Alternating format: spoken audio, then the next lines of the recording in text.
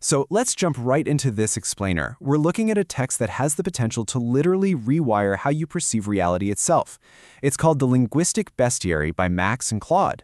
Now, on the surface, it's framed as a novel written in 9 impossible grammars, but what we're actually dealing with here is a deeply unsettling, contradictory account of what language does when nobody is looking. I mean, if you think language is just a handy little tool we use to chat, you're going to want to buckle up because this is going to completely shatter that assumption. We really need to start with this anchor quote from the text's central computational linguist, Marisol Vega-Chen. Honestly, this single sentence acts like a virus for this entire journey. Picture this. Marisol writes this in a private notebook, 3 in the morning, in that state of weird, exhausted clarity. She says, language is reality wearing a grammar. And guys, it's not a metaphor. She's describing a literal mechanism. Reality isn't just physical events. It's physical events operating under a very specific grammar. To wrap our heads around how this infects a mind, we have to talk about what Marisol calls iterative convergence. This sets up the incredibly eerie stakes here. You know that feeling when you read a text message over and over, and suddenly the meaning kind of warps into something entirely different? Well, the text didn't move. It stayed completely still. You moved, different angles revealing different faces. The text was actually restructuring your cognition in real time as you engaged with it. Section 1. The Alien Grammar Uncovered. Let's look at how this explodes from one isolated mind into a massive, undeniable phenomenon. This is where Marisol's work gets genuinely terrifying. So the standard model of language basically assumes a word just politely points at an object, right? Like the word apple points to an apple. Simple. But Marisol introduces the lateral metastasis model. She argues, no, a word actually infects adjacent words, which infect adjacent sentences, which then go on to infect adjacent minds. The actual object being pointed to, complete afterthought. Language isn't your tool. It is an active entity, and it is thinking through you.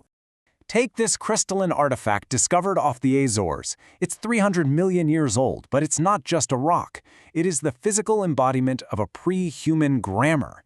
Researchers found that just looking at the thing caused them to spontaneously generate entirely new vocabulary right in their heads. It's literally just sitting there, patiently waiting to restructure any mind capable of reading it.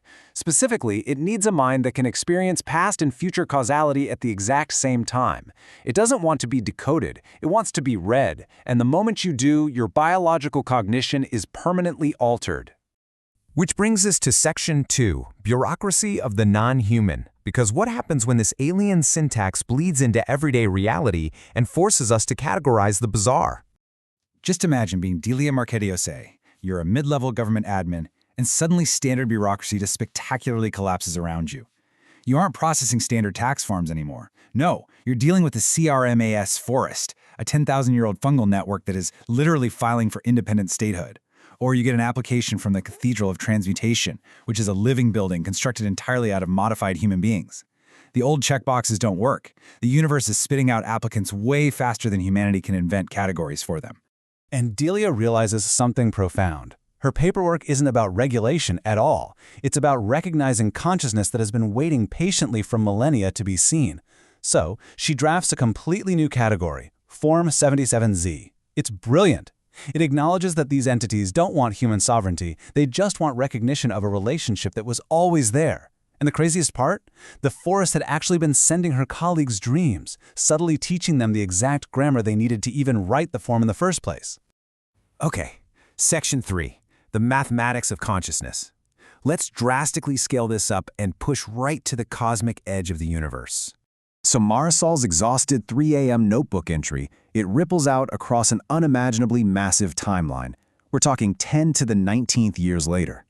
At the literal end of the universe's lifespan, a post-human consciousness named Equilibrium, who, by the way, lives distributed across a dying white dwarf star, discovers Marisol's archived thought.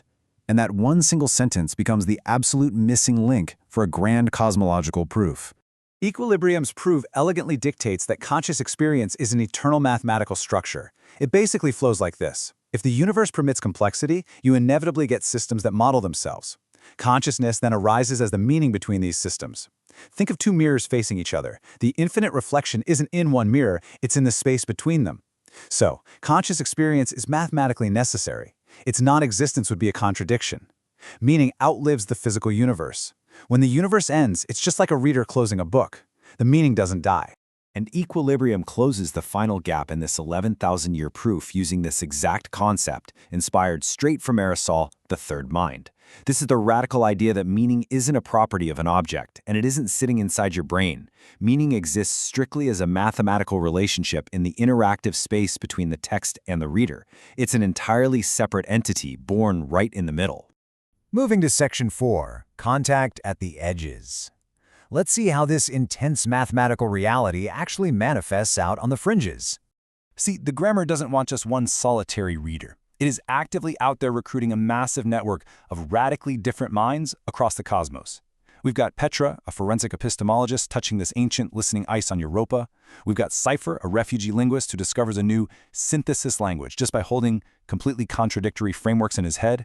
And Olivier, an architect, literally sprouting root extensions from his own body to physically merge with that fungal network. They are all being primed to receive the grammar's full expression. Petra has this terrifying yet incredibly beautiful realization while standing on Europa's ice investigating a lost crew. She realizes they didn't physically go anywhere. Their relationship to reality simply changed. This really grounds the heady sci-fi concepts we're talking about. It proves that interacting with this presence requires permanently negotiating the very boundaries of your own mind. You don't get lost. You quite literally become part of the relational event.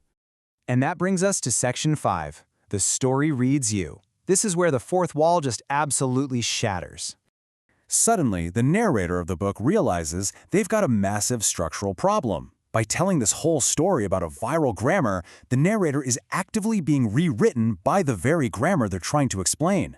Objective distance? Completely gone. The story refuses to end because it's a circular grammar. It only knows beginnings and continuations. The story is quite literally writing the narrator.